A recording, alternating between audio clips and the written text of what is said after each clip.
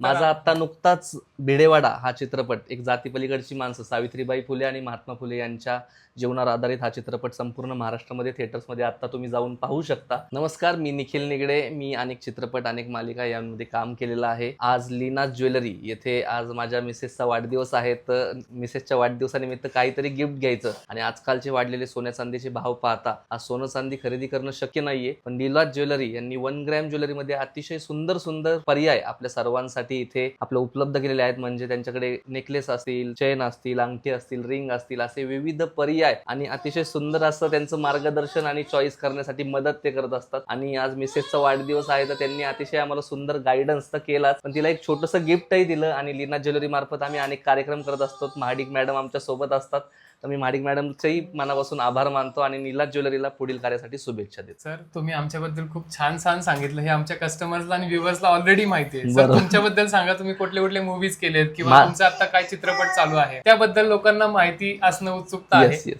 माझा आत्ता नुकताच भिडेवाडा हा चित्रपट, एक जातीपलीकडची माणसं सावित्रीबाई फुले आणि महात्मा फुले यांच्या जीवनावर आधारित हा चित्रपट संपूर्ण महाराष्ट्रामध्ये थिएटर्समध्ये आत्ता तुम्ही जाऊन पाहू शकता.